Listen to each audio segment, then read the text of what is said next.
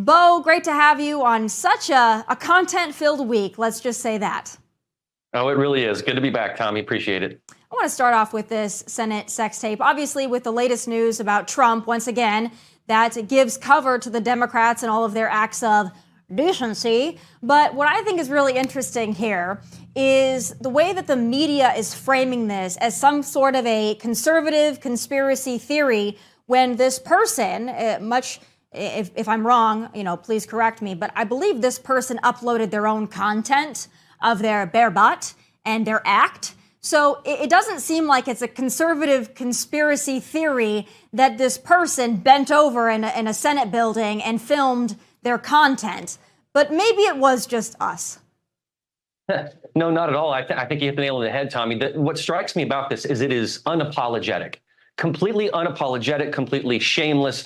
And this is what's ironic to me. So you've got this guy who obviously wanted this to be seen, but the Democratic senator who hired him says, no, this is a personnel matter. We should make this hush hush. That's ironic considering that the activist part of the Democrat Party wants to make things like this very public, very shameless, completely normalized. So I find it very, very ironic that the Democrats want this to be just a personnel matter, when in actuality, it's what is making a private matter very public.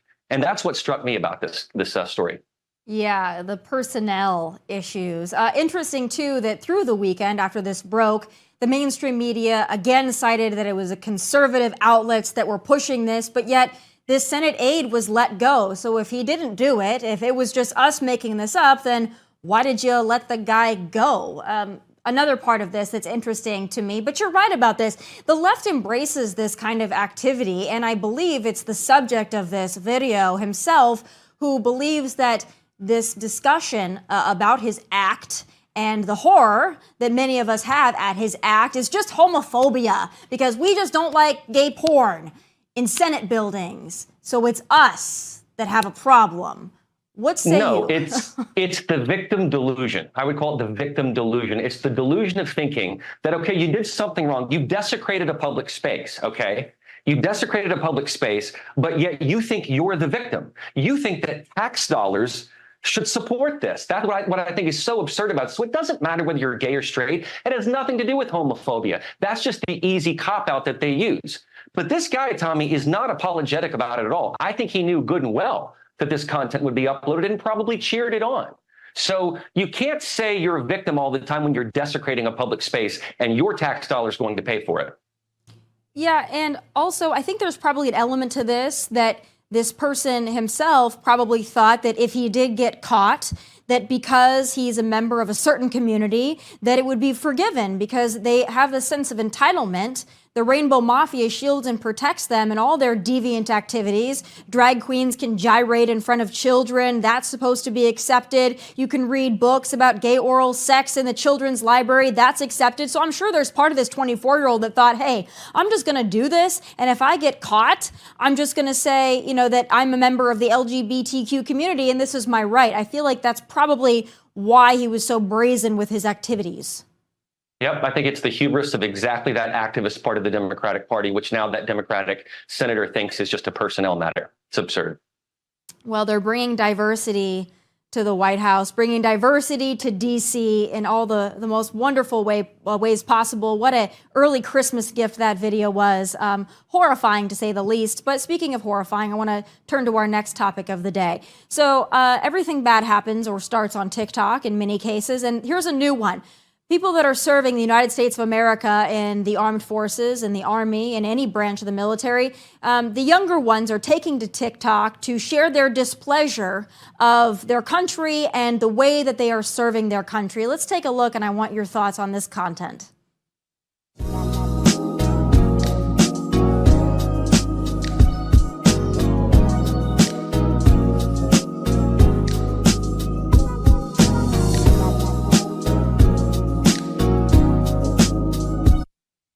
What do you think our enemies are thinking when they see somebody uploading a TikTok video complaining about the food and the hours and the leadership of the country that they enlisted? We don't have a draft yet to serve. Right. What do you think about the state of young people and the state of our military, really? Well, I think that China has to be laughing because let's be honest, Tommy, this one app, TikTok, is completely doing horrible things to an entire generation.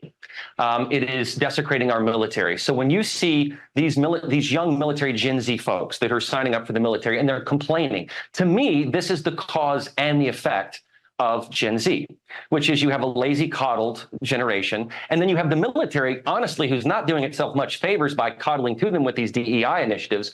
And so what you have to me is a perfect cause and effect scenario. And I think that in particular, China has to be laughing at this. Obviously, all our adversaries, but particularly China, because they're the one that created this app. Yeah, and people, they just feel the need to post anything and everything on this app. Another one that was circulating over the weekend, another trend, once again, Gen Z, saying that they are overwhelmed by menu choices. They are terrified to go to a restaurant because they have too many choices and they get anxiety when they have to communicate with wait staff, and it triggers them, it traumatizes them, really. I'm a little bit worried about this generation. I'm not sure this is something that they will grow out of. Now, I'm a millennial. Millennials are, whiny, and millennials are lazy in some cases as well. But I look at Gen Z, and maybe that's just because I'm in the older generation now, but I look at Gen Z and I'm thinking they are just really traumatized by basic life activities. And I'm not sure what the future of our country looks like if these are the people that are going to be voting, serving in our military, paying taxes. I don't know where we go from here. Yeah, indeed. And Tommy, there's a big obesity problem in Gen Z in 18 to 25. And so you look at some of the military standards and Gen Z, those who have enlisted are not up to snuff. And so you probably remember the slogan from the Army, be all you can be. So is it be all you can be or is it be all you can eat? Like, I don't get it. This is insane that they would have such an obesity problem in the military. They're not able to measure up to the standards the military has. Meanwhile, Russia, North Korea, China, you name it, they've got the best. They've got some incredible fighters who are not on TikTok all the time. By the way, I thought TikTok was supposed to be banned on all of these military devices. I don't know how they're getting in the first place. But the bottom line is this is the cause and effect of what is happening in our culture today. You have a lazy, coddled generation. And the military, like I said, did itself no favors by all these diversity, equity, and inclusion initiatives to bring them in.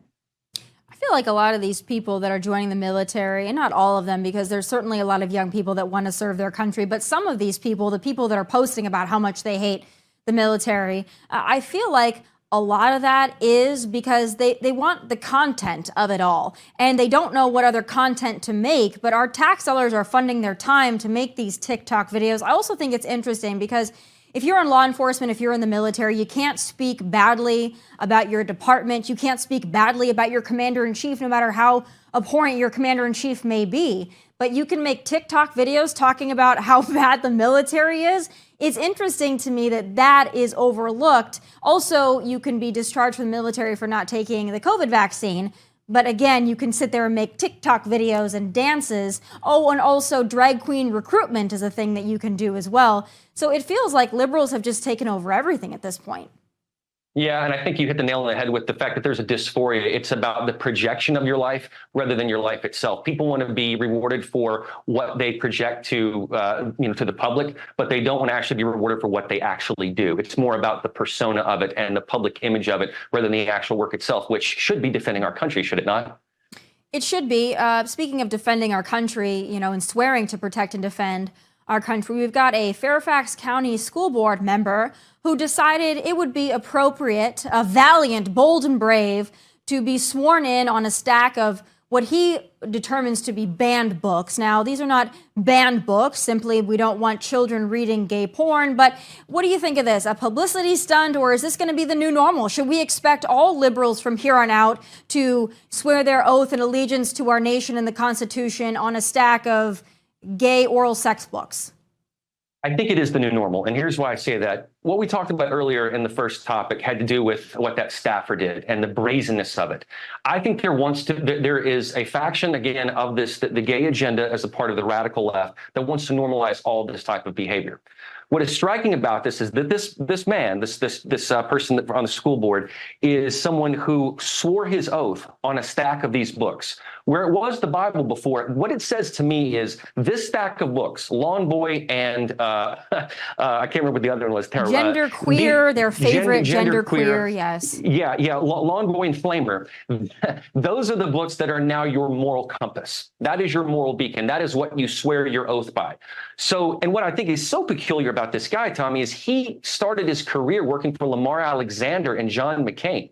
And in 2001, he switched, he became gay, and that trickled down everything. So that one switch of identity and everything changes. And then he went left, not just kind of left, but like Soros left. So this is a guy who has completely changed the paradigm and made who he was, who he is, and who he will become, all based on that one sexual identity. You're right. They really do seem, it's always been race. Race was how you identify yourself. Over anything else, you have some kind of allegiance to your race, or at least that's what the Democrat Party wants you to believe, and that's how they want you to vote. They want you to vote for white liberals if you are black, which makes zero sense considering what they're doing to your communities. But you're right. Now this new LGBTQIA+, whatever they want to add to it, that's become somebody's sole identity. And if I'm not mistaken, the whole purpose of the gay rights movement, at least initially, was just to be treated like everybody else and to say, hey, my sexuality doesn't define me. It's a part of me, but it's not all of me. And now it seems like the message is your sexual identity is all of you. It's the most important and interesting thing about you, and you lead with that. So I don't know what path we're headed down, but it seems to be completely contradictory to what they told us they were about even 10 years ago. Absolutely. And that's why I saw it back then. I'm sure you did too. It was never about equality. It was always about an agenda of making us not just accept it, but to love it, to endorse it, to condone it. When this man put his hand on those stack of books, what he's saying is, I don't care about the Bible. I have no idea if this guy's a Christian, ever was a Christian. I'm not sure. Probably not. But what it's saying is, I want the oath of my office to do the best of my abilities to be based on this set of books. Lawn Boy, Gender Queer. That's what you feel is your moral navigation and your compass. I don't see how any parent in Fairfax County could send their kid to that school district in good conscience, knowing that that's who's running it. Also important to note that if they were to lift up those books and open them and show the photos in them, that would not be allowed on television, but you can swear on them. So, yeah. Point well made, point well taken. Last thing I want to talk to you about today is the Taylor Swift obsession. So you'd think after the terror attack in Israel on October 7th, you'd think with everything going on with Biden family corruption, with now Donald Trump being taken off the ballot in Colorado, you'd think with everything going on in our country as it stands today and the horrible things happening around the world, you'd think maybe there would be just a slight pause in the nonstop Taylor Swift coverage. But there's not. And, you and I talked about this a few months back with the Barbie movie. So I want to lay my intentions out there very clearly. I like Taylor Swift. I have no problem with Taylor Swift. I don't even think this is Taylor Swift's fault, to be honest with you, because she's not covering herself. I think it's the media's obsession with Taylor Swift that's become so annoying that it's ruining Taylor Swift for people who actually like Taylor Swift. What do you make of the obsession, and is it going anywhere? That's possible. I hadn't thought about it that way. But, I just think that, her even winning Person of the Year is one of the greatest PR campaigns probably ever waged. I think it's incredible what they've been able to do. You go in the supermarket, she's on every freaking magazine there is. So, yes, the obsession, the media obsession, what I challenge is that the media will not push back at all. They lap this up. They feed into it. Now, Taylor Swift goes to a Chiefs game and she says, I have no idea when they're covering me. And I don't know about if it pisses off some dads, Brads, and Chads. I think she knows exactly when that camera's on her, because when is it not? Let's be honest. So in spite of the fact that you like her music, that's fine. I think that's great that a lot of people like her music. But when you oversaturate someone in the media that much, it's going to piss off a lot of people who otherwise just want to watch football. So I do, like you, blame the media for their incessant coverage of her, which makes the problem compounded and worse. I do agree with her, though, that it really isn't her fault. She shouldn't have to hide herself at a game. She shouldn't have to be, under cloak and dagger if she wants to go watch her boyfriend play football. I mean, that's every bit her right to go and watch and be there and be seen. It's more the NFL that tries to cover it, the media trying to cover it. I mean, every day I look at my feed and I see death and destruction, and then I see Taylor Swift made Travis Kelce cinnamon rolls before the game. Taylor Swift and Travis Kelce left the game together. Taylor Swift and Travis Kelce held hands. And I'm thinking to myself, this is not only not breaking news for a real outlet to cover, but this is even, to me, something that e-news or people shouldn't cover, because this is daily activities of somebody who's simply a breathing human. And I'm wondering when enough is going to be enough on the literally moment-by-moment updates of how she moves, breathes, and walks. I don't think we will see a ceasing to it. You know, from a songwriter's perspective, like, I just wanted to see some emotional maturity, some emotional maturation in her process. I think, you know, when John Mayer wrote that song Paper Doll about her, and he's saying, you know, you're like 22 girls in one and none of them know what they're running from. To me, I thought that was perfect. And he doesn't even want the song to be about that, but we know that that's exactly what it was about. I want, you know, if the media is going to cover her, I want it to be about something good that makes me feel good, that feels like, oh, wow, I can applaud that. The problem is that every time I see a media story about her, it's something I can't stand. So I think from the guy's perspective, we're sick of it. We don't care. By the way, it's not exactly been the Chiefs' good luck charm either. But the telltale sign for me, Tommy, honestly, and I'm sure you've thought about this, is to what extent can Taylor Swift affect the vote? Because she has a mobilized army of fans that do not think, they think she's Jesus come off the cross, that she can do no wrong. To what extent can she mobilize all these fans to go vote for a man with dementia who has a sniffing problem? Is that possible? Yeah, I think it certainly is. And again, I see what you're saying about this.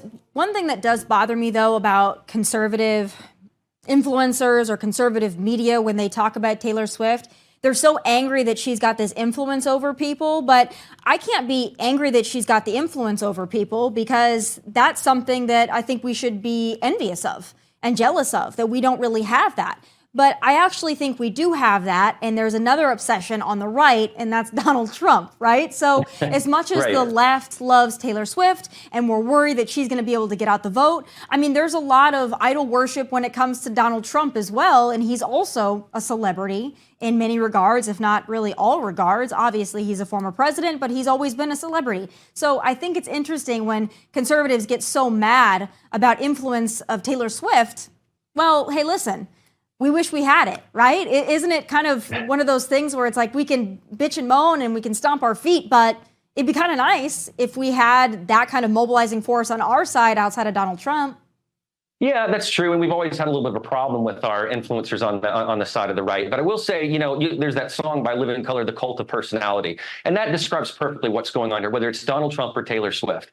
There definitely is a cult of personality around both. The difference to me, though, is that Donald Trump has done things, has a track record of doing things that are positive for most Americans, whether that's the economy, unemployment, job growth, you know, all of that, lifting up Black Americans, Hispanic Americans.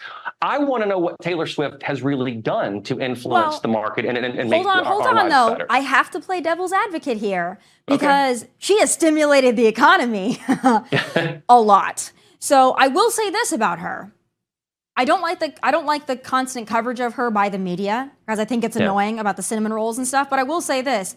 As far as Taylor Swift goes, I just have to be fair about it, because here's what I will say about her. Stimulated the economy, revitalized a lot of cities with her tour, with people spending money on hotels, small businesses in the area of where her concert's going to be. So I'll give her that. And I will also say this. Even though if you like her music or don't, at least her music for the most part is pretty wholesome. It's not Beyonce and Cardi B and Nicki Minaj who talk about gross, disgusting things that children shouldn't be listening to.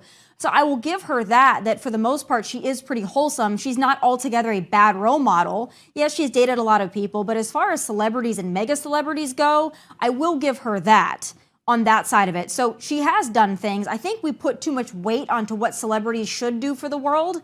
I wish that maybe they did less for the world and just focused on their art, their craft, stimulating the economy, which is a byproduct of their art and their craft. But I think like leaning on celebrities to find our political guidance, I wish we did less of that. I agree with that. I just think that my opinion is that, and it's just one man's opinion, is that Taylor does most of her things as a PR stunt to accentuate herself and her image. I think it is intentional. I think there's a very intentional effort behind it. She didn't do all the things that most songwriters did to get where they are. That she didn't have to do all those things. And I'm not blaming her, because her dad had that kind of money. That's fine. But I just think that in this cult of personality, this worship of a person, that we have to hold them to account. Conservatives don't like her because she's a Democrat. That's obvious. That's the low-hanging hanging fruit. The question is what has she done to actually help move people along? You talked about the role model situation. I don't think she's a great role model, because I think if you were trying to tell your daughter, look up to this girl, she's had 38 boyfriends and none of them want to marry her, is that not a red flag? Is that not just someone saying, all right, Bo, we're going to get back into the Barbie conversation, because listen, having 38 boyfriends does not mean that you are necessarily, and she said it, she's poked fun at it, does not necessarily mean that she's the problem. She very well could be. I don't know her, but she's had 38 boyfriends or whatever. I actually think it's better that she hasn't gotten married and had several divorces and things like that. So I don't think that we can necessarily blame her because she's dated a lot of guys. She doesn't have a sex tape like Kim Kardashian and Paris Hilton. You know, she's not been seen doing drugs or doing nasty things. So I do think that she's a role model, Bo. As far as celebrity role models go, I don't think she's certainly not the worst. In a way, Tommy, but for the moment, if you just indulge me, if her lyrics are all saying, it's never my fault, it's always someone else's, there's no level of introspection, doesn't that send a bad signal to those girls out there that say, maybe I don't need to look at myself, it's always Chad, Brad, and Dad's fault, it's never mine? Isn't that a time for reflection? Most songwriters, John Mayer included in them, there's a lot of females too, that over time, they look inside themselves and say, maybe I was at fault for this, maybe I ruined this relationship. And if you don't have that moment of self-reflection and introspection, you're not only not just grow as a songwriter, but you're not going to grow as a human. And so I'm looking at her emotional IQ and saying, where are you going? What are you teaching our young people? That's where my head is. Well, I mean, to be fair, Bo, she does have an entire song saying that she's the problem. So I think that's a bit tongue-in-cheek. I mean, if we're going to go back and do her discography, I am a Taylor Swift fan. So she's had several songs wherein I do believe she somewhat blames herself. But I do have to push back on the notion that it's her fault that nobody wants to marry her, because I don't think that the barometer of success in life is that somebody wants to marry you. I think being a billionaire is a better barometer of success. So for that, I will say, go Taylor, go. And that's fine. And I think you share the opinion of a lot of her fans, and that's fine. I think just from a guy's perspective, I think we look at it and say, there's a lot of man-hating songs out there. There's a lot of them. And I think, you know, it gets to a point where of saturation, just like the media point that you made, it becomes oversaturated. And you say, why is there all this obsession about this one person? And the fact that no one will push back and question her about some basic things, it's like she can do no wrong. It becomes this kind of messianic figure, which I have to challenge. Just as a human being, I have to challenge it, because nobody's perfect. You know, I love Billy Joel. I love Garth Brooks, but they're not perfect. I know they're not perfect individuals. They'll never be perfect, but it's in their imperfection that I find their perfection in a way. I love to find those imperfect things that they do, whether it's as a musician or as a person. They make mistakes. They stumble. Taylor is no different from any of those people. Well, I'm glad that we got into a full-on Taylor Swift debate and dialogue. That's a great thing to pair with the Senate sex tape and the Colorado ballot situation. So we covered it all. I really appreciate you being here. A very Merry Christmas and a Happy New Year to you. And we'll talk to you in the new year. Maybe there'll be a new obsession and we'll cover it then. Who knows? Thanks, Tommy. Thanks, Bo.